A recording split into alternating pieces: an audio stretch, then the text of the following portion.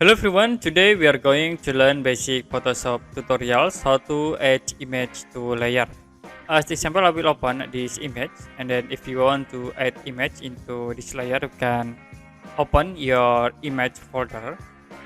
Next, you can drop and drag into Photoshop and it will be automatically attached with the new layer.